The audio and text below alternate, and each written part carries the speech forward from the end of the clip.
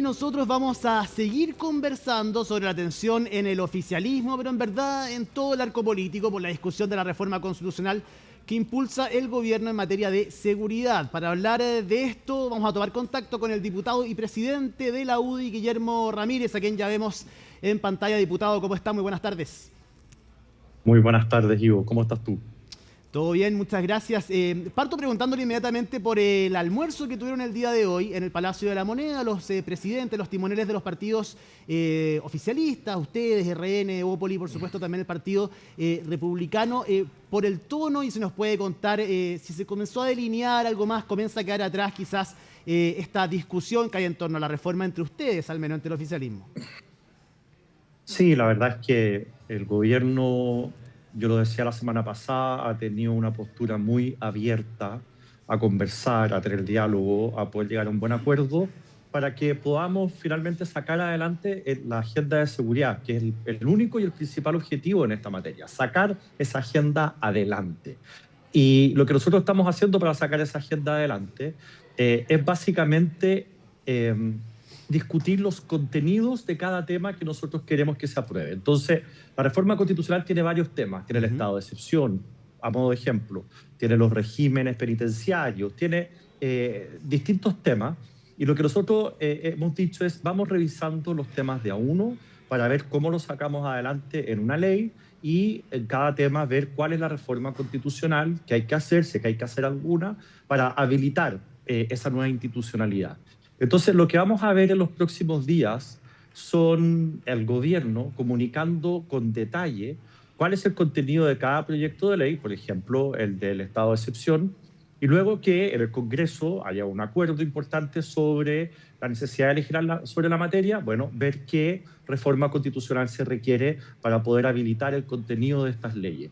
Yo ya lo dije la semana pasada, nosotros fuimos muy críticos, el fin de semana pasado yo mismo di una entrevista en que decía que los votos de la UDI no estaban para una reforma constitucional como esa, pero ya el día lunes, después del comité político, nosotros en la UDI fuimos muy claros de que estábamos tranquilos y satisfechos con lo que nos había comunicado el gobierno que pensaba hacer en el Congreso, y eso para nosotros no ha cambiado. Por lo tanto, para ponerlo en castellano simple, todos los partidos oficialistas queremos sacar adelante la agenda de seguridad, todos estamos de acuerdo en el contenido de los proyectos. Ahora lo que toca es ver en cada uno de esos proyectos qué reformas constitucionales son necesarias hacer.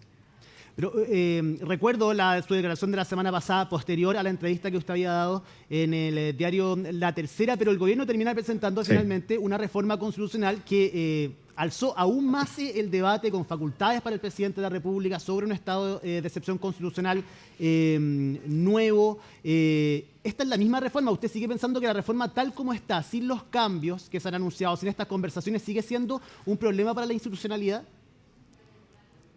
A ver, yo lo que planteé en esa entrevista que usted hace alusión era que estábamos legislando en la Constitución y eso debilita obviamente la institucionalidad. Y puse dos ejemplos en la entrevista. Y el mismo día lunes, la entrevista fue el domingo, el gobierno retiró los dos artículos que nosotros estábamos reclamando. Es decir, fuimos escuchados y el gobierno tomó nota y hizo lo que nosotros le pedimos. Por lo tanto, en ese sentido yo no tengo queja. A ver, sobre el tema de las atribuciones, todos los estados de excepción son atribuciones para el gobierno, esto no tiene nada de nuevo. La pregunta es, ¿qué atribuciones le vamos a dar al Estado en cada estado de excepción distinto? Entonces, para saber qué reforma constitucional hay que hacer, tenemos que ponernos de acuerdo en el contenido. Déjame darte un ejemplo en esta materia. Si tú le preguntas a alguien, ¿usted está de acuerdo con la interceptación telefónica? Una persona te puede decir, no, porque no me gusta que el presidente o el gobierno tenga la facultad de andar interviniendo teléfonos. Eso atenta contra mi derecho a la intimidad, o algún adversario político del gobierno puede tener miedo de que le intercepten el teléfono. Y otra persona te puede decir, sí, porque necesitamos combatir el crimen organizado. Los dos tienen razón. Entonces la pregunta es, ¿para qué queremos interceptar el teléfono? Para ponernos de acuerdo. Si tú me dices a mí, vamos a interceptar el teléfono cuando el crimen organizado o el terrorismo tengamos información de que están a punto de cometer, por ejemplo, un atentado, yo te digo de todas maneras. O sea, hay que tener interceptación telefónica. Si tú me dices, esto es para que el presidente pueda interceptar teléfonos cuando tenga meras dudas, yo te digo no. En realidad eso no es suficiente. Entonces, la discusión tiene que ir al fondo del asunto. ¿Para qué queremos el estado de excepción constitucional? La idea que yo tengo de este estado de excepción constitucional, que ha sido lo más polémico, es para hacer frente a cosas que han ocurrido en México, en Colombia, en Irlanda, en España. Por ejemplo, ahora en Netflix, cualquiera lo puede ver, hay un documental que es más o menos nuevo del caso Miguel Ángel Blanco, para que la gente lo anote. Miguel Ángel Blanco. ¿Qué cuenta ese caso? La ETA, que es una organización terrorista, secuestró a Miguel Ángel Blanco y puso un plazo, no me acuerdo si eran 3 días, 4 días, que decían, si ustedes no traen a todos los de la ETA que están presos a cárceles en el País Vasco, si no los traen a las cárceles que están aquí cerca, nosotros vamos a matar al señor Miguel Ángel Blanco. A esta hora lo vamos a matar, a sangre fría.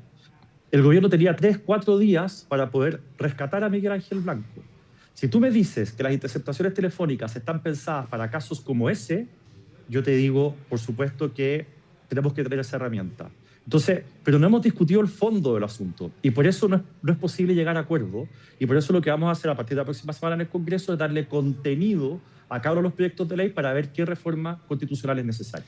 Y en ese sentido, no sé si ustedes lo han planteado, cómo lo ve usted o si del gobierno han hecho quizás esta autocrítica de quizás decidir partir con una reforma constitucional que ha sido tan controversial por el fondo, por las discusiones que hay que dar efectivamente para poder sacarla adelante. ¿Usted cree que quizás hubo una equivocación en la priorización de la agenda, teniendo en cuenta que hay muchos proyectos de ley que ya hoy día estamos hablando y ustedes mismos lo han dicho, se van a priorizar por sobre esta reforma constitucional? Bueno, a ver, claramente esto se pudo haber hecho mejor, porque la polémica de la semana pasada todo el mundo la vio, no vale la pena ocultarla. Por lo tanto, es evidente que esto se pudo haber hecho mejor, pero aquí no vale la pena llorar sobre la leche derramada. Acá lo relevante es ver cómo reencauzamos la discusión de tal manera de hacer lo que los chilenos esperan. Los chilenos lo que esperan es que la agenda de seguridad que prometió el presidente Kast en su campaña se cumpla y que por lo tanto se aprueben estos proyectos de ley y al final del gobierno del presidente Kast retomemos la seguridad a la que estábamos acostumbrados, siendo el país más seguro por lejos de Latinoamérica. Eso es lo que los chilenos quieren. Por lo tanto, para nosotros poder lograr ese objetivo, tenemos que reencauzar la discusión y lograr las mayorías que se necesitan en el Congreso para poder aprobar cada uno de estos 30 proyectos de ley más o menos que ya han sido presentados o van a ser presentados. Por lo tanto, ya mirar para atrás, es evidente que las cosas se pueden hacer mejor, yo creo que cualquier persona se da cuenta de eso, pero lo importante es cómo seguimos de acá en adelante. Y en el oficialismo, esto es lo importante del almuerzo de hoy, en el oficialismo el ánimo es ese. Vamos discutiendo los temas de fondo, veamos qué reformas constitucionales se tienen que hacer, porque se tienen que hacer algunas, y de ese modo vamos juntando las mayorías que se requieren en la Cámara y en el Senado para poder aprobar la agenda en su totalidad. Y en ese vamos viendo los temas de fondo que pudieron conversar hoy día. Me imagino van a tener mucho tiempo para seguir conversando acerca de eso. ¿Qué tan imprescindible es finalmente hacer reformas constitucionales y cuáles cree usted que son imprescindibles efectivamente de hacer? Bueno, hay algunas que son obvias en el sentido de que solamente se pueden hacer a través de la Constitución. Por ejemplo, los estados de excepción constitucional están en la Constitución, todos. Y por lo tanto, si vamos a introducir un nuevo estado de excepción, tenemos que hacerlo allí. ¿Pero usted sigue de acuerdo con el nuevo estado de excepción? Si es para combatir el terrorismo y el crimen organizado, los términos que te acabo de decir, sí, por supuesto. Hoy día nosotros no tenemos las herramientas, porque para nosotros esa es una realidad nueva. Nosotros hasta ahora, hace 10 años atrás, no teníamos estos carteles de narcotráfico, este crimen organizado como han tenido otros países. Para nosotros es nuevo y necesitamos una institucionalidad para enfrentarlo, de todas maneras. Por lo tanto, yo sí estoy de acuerdo en hacer un estado de excepción, distinto al que se propone, con plazos más breves, con consulta al Congreso. Pero de nuevo, hay que entrar en el fondo del asunto para ver qué atribuciones se le va a dar al gobierno con ese estado de excepción. Con o sin interceptación telefónica, por ejemplo, por poner el caso más polémico.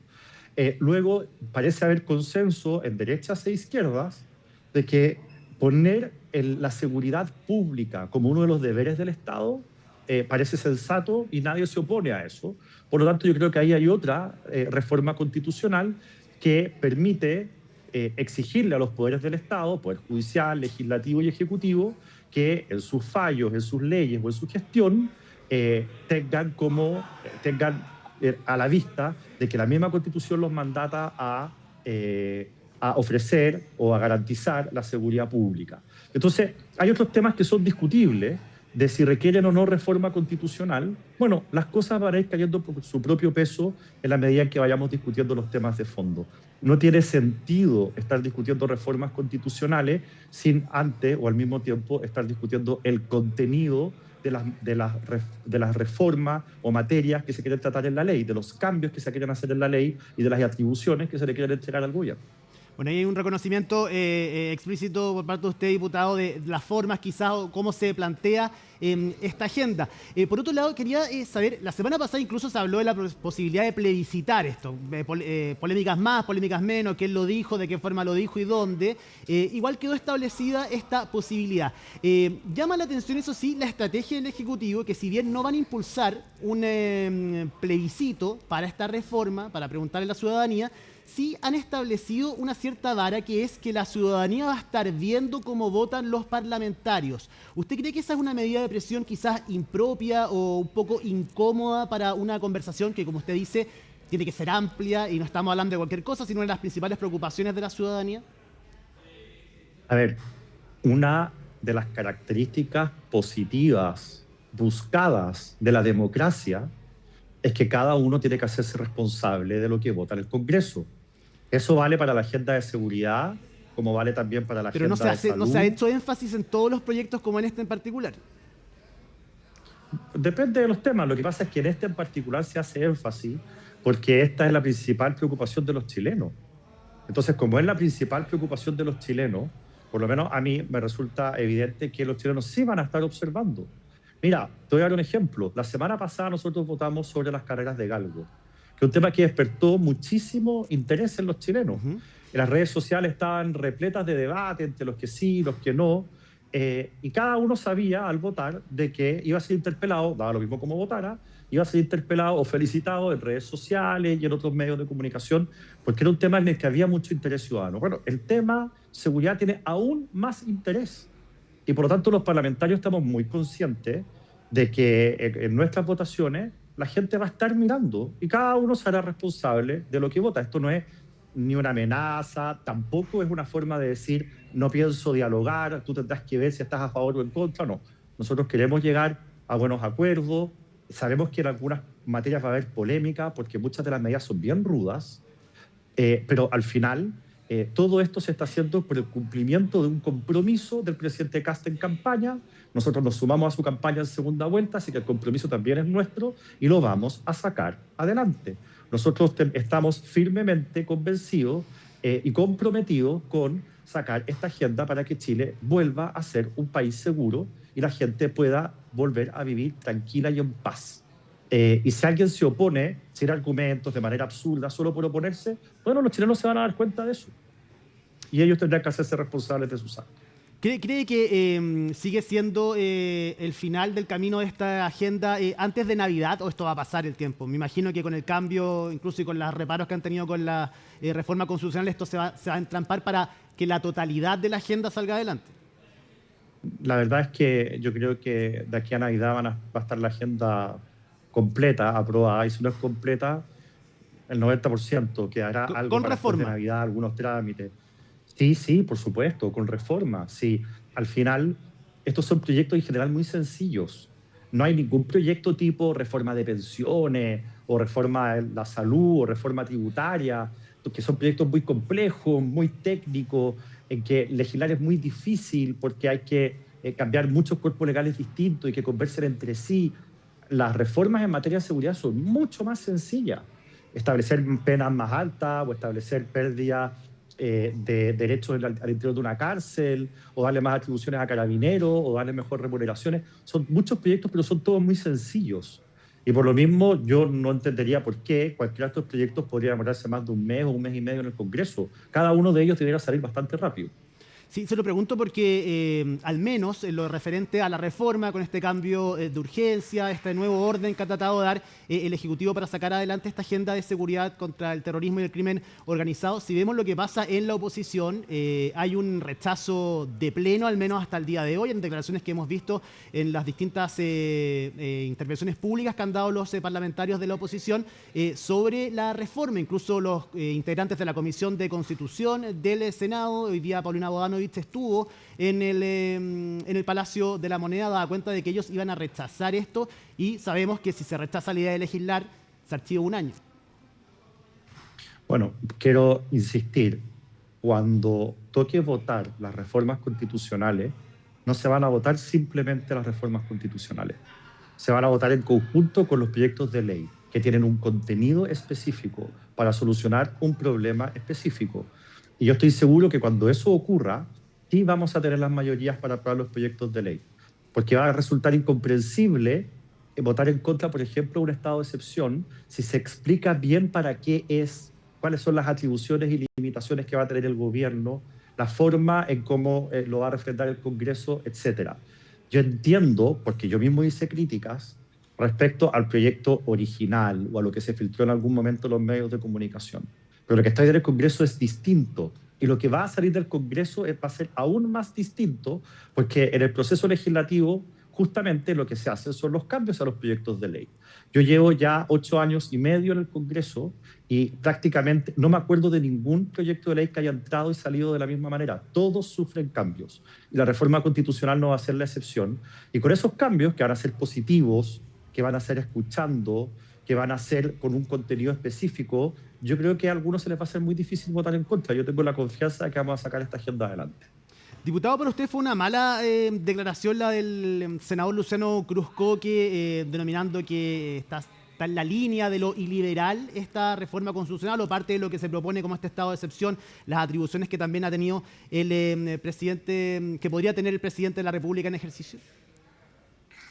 De nuevo, la forma en cómo uno juzga cada una de las medidas, sigo con tu ejemplo de la interceptación telefónica en un estado de excepción, depende de para qué esté pensado el estado de excepción. Pero voy a la declaración en específico del senador Cruzcoque. Sí, es que las declaraciones en específico del presidente de Evópoli dicen relación con una reforma constitucional sin el contenido de la ley.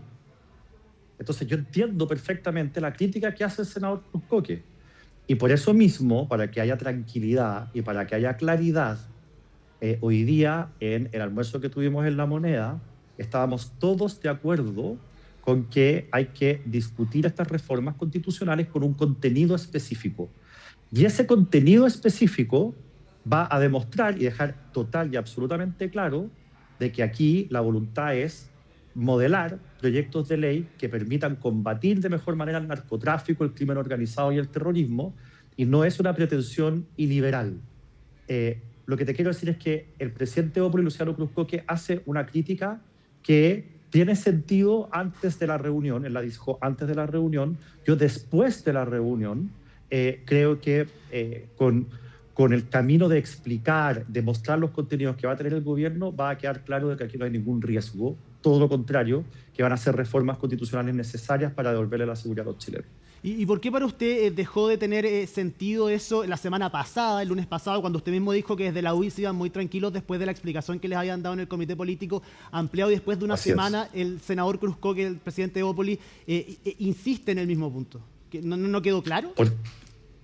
No, porque las críticas son de temas distintos. El presidente de Evópoli está hablando en particular del contenido o del no contenido de algunas normas. En este caso, su crítica era lo mismo, apuntaba al contenido, lo que se sabía, se conocía acerca del proyecto de reforma constitucional.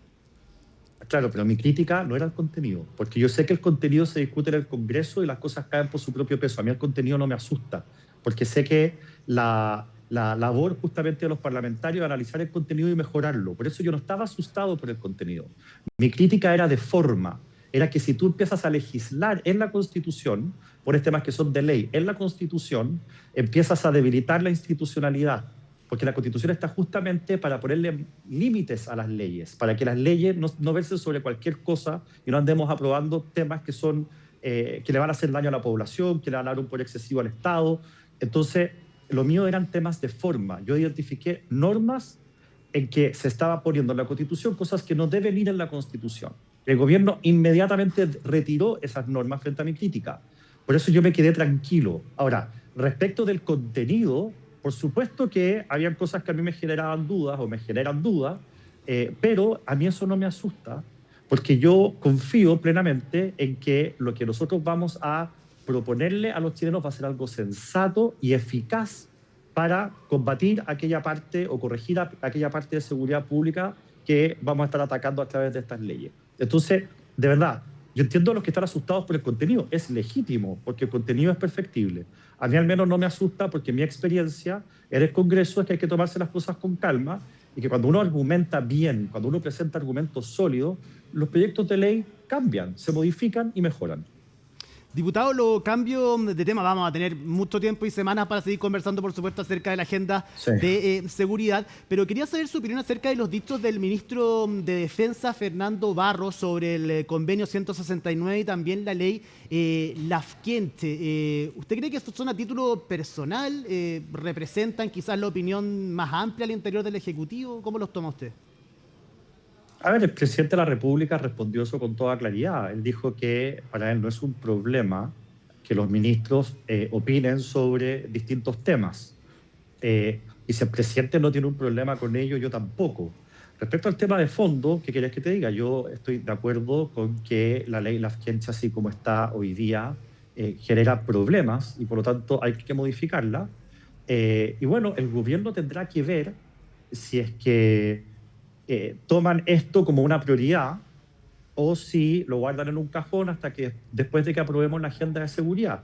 Yo, estando de acuerdo en gran parte de lo que dijo el ministro Barros, creo que hoy día lo que debiéramos hacer, esta es mi opinión, es terminar primero con la agenda de seguridad, que son muchos proyectos que se van a ver en paralelo entre el Senado y la Cámara de Diputados, y cuando terminemos y aprobemos todos estos temas, podemos entrar en otros. Ahí la agenda legislativa la maneja el gobierno.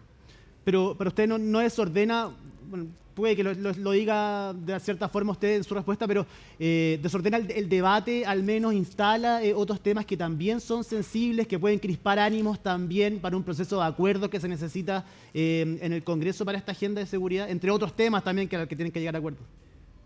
No, yo creo que con la respuesta que ha dado el gobierno, de aquí al miércoles ya nadie va a hablar de estos temas.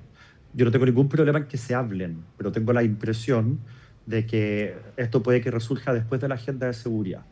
Antes de eso, imposible. Yo creo que la agenda de seguridad hoy día copa el interés de los chilenos, más allá del interés de los medios, de los políticos, copa el interés de los chilenos, y por lo tanto nos vamos a dedicar a eso. Y hasta que no haya un proyecto de ley o una iniciativa del gobierno en los temas que ha mencionado el ministro Barro, yo creo que esto de aquí al miércoles ya se olvida. Sí, más allá de lo que opina el presidente, entiendo efectivamente el jefe de gobierno, pero le quiero preguntar porque pareciera extraño, o entiendo de sus palabras, que cualquier ministro podría hablar de cualquier tema fuera de las agendas sectoriales de cada uno de los ministros. Se lo pregunto porque es el ministro de Defensa, Fernando Barros, y se hace cargo de temas que no tienen nada que ver con de un tratado internacional y de política indígena. Posiblemente, ¿no cree que esté traspasando quizás las competencias de su propia cartera en específico? Y que no es primera vez que le pasa al ministro Barros, por lo demás. Es que, y quizás no sea la última, porque insisto en mi respuesta anterior, el presidente Kast no tiene problema con que los ministros opinen de distintos temas. Entonces, ese es por decirlo de alguna manera, el diseño del presidente Kast. El presidente Kast prefiere que un ministro se equivoque, lo pongo entre comillas, el equivocarse, por hablar mucho que por hablar poco y no mostrar lo que hace o lo que opina. Yo creo que el presidente Kast lo que prefiere es que sean los ministros de gobierno los que pongan temas en la agenda a que sean parlamentarios de oposición. Y ese diseño hasta ahora ha dado resultados, fíjese, porque el gobierno ha tenido un manejo de la agenda bien impresionante, primero con el proyecto de ley de reconstrucción y hoy día con los proyectos de ley en materia de seguridad. Y eso es valioso, a los gobiernos les cuesta manejar la agenda, al gobierno del presidente Boric le costó una enormidad, pero este gobierno, todo Chile sabe a qué está abocado, a qué se está dedicando, y eso no es fácil hacerlo. Aparentemente el diseño del presidente Kast funciona. Oiga, para finalizar, diputado, le quería preguntar por esta columna de los alcaldes Belolio y Bodanovich. ¿Cómo toma usted este intento por establecer quizás una especie de acuerdos, de búsquedas de acuerdos desde veredas muy distintas y reconociendo las diferencias que se tienen y cómo esto podría...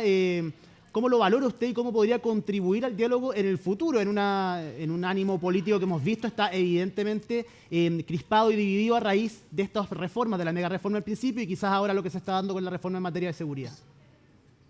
Bueno, yo lo primero que quiero decir es que aplaudo la columna, aplaudo la idea de poner temas sobre la mesa en los que se puede llegar a un acuerdo más o menos rápido. Me siento orgulloso en particular del alcalde de Belolio, que es un alcalde de la UDI, y por lo tanto creo que esta es una buena señal. Cuando uno está en terreno, esta semana estamos en semana distrital, cuando uno está en terreno, lo que más repiten las personas comunes y corrientes es: pucha, ¿por qué les cuesta tanto llegar a acuerdos? Pucha, ¿por qué pelean tanto? Si tan solo llegar a acuerdos para resolver los problemas, el país sería diferente. Entonces, creo que lo del alcalde de Belolio y el alcalde de Ivanovich responde a eso. Creo que esos son 7 temas que no son ideológicos. El tema de arreglar el sistema político para darle más estabilidad o de resolver los temas de niñez, a mí no me parecen temas ideológicos, por lo tanto es más fácil llegar a acuerdos. Y creo que podemos agregar a ese listado de 7 cosas, yo me atrevo a hacer una sugerencia, ojalá temas de educación.